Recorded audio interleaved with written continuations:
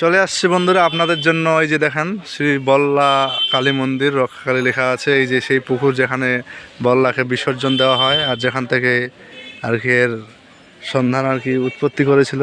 এর বিশেষ কিছু রহস্য আছে, এগুলা তো মনে করো যে বলা সম্ভব না, তো আপনাদের মাঝে দেখাই। এই যে দেখেন এই সেই গাছ, এই যে দেখেন আমরা আসছি অনেকেই ঘুরতে। এই যে এটা হচ্ছে হনুমান মন্দির, সামনে শিব মন্দির আছে। এই যে দেখেন, এই যে এটা হচ্ছে বল্লা, দেখে থাকেন। এই যে এটা শিব মন্দির, সব জাগ্রত। এখানে হাজার হাজার মানে কি বলবো শ্রোতাগণ আছে, আদিকাল থেকে এটা এখনো চলে আছে।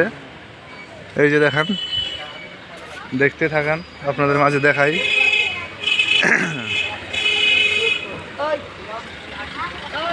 এই যে দেখেন, আশা করি চিনতে পারছে অনেকে, অনেক যারা দর্শন করতে মানে আসতে পারছেন না তাদের জন্য, দূর দূরান্তের সহ যারা ভিডিওটি দেখবে, দেশের বাইরে যেখান থেকে দেখবে, এটাকে কেউ সত্য প্রমাণ করতে পারেনি। এখানে অনেক কিছুই হয়। এই যে দেখেন,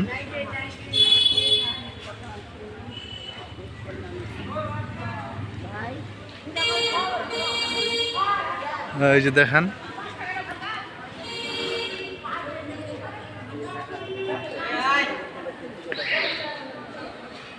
এই যে দেখেন সামনে এই যে পুজোর ডেট দেওয়া আছে, দেখেন।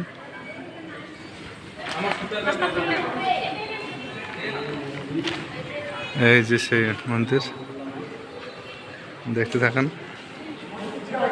দর্শন করে নেন যারা আছেন। আপনারা দেখতে পাচ্ছেন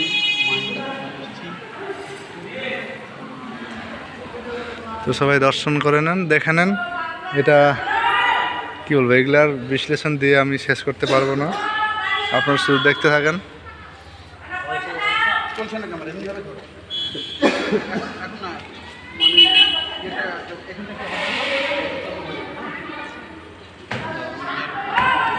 দেখতে থাকেন, এখানে এই যে জাগ্রত একেবারে, প্রদীপ জ্বলতেই আছে, দেখতে পাচ্ছেন।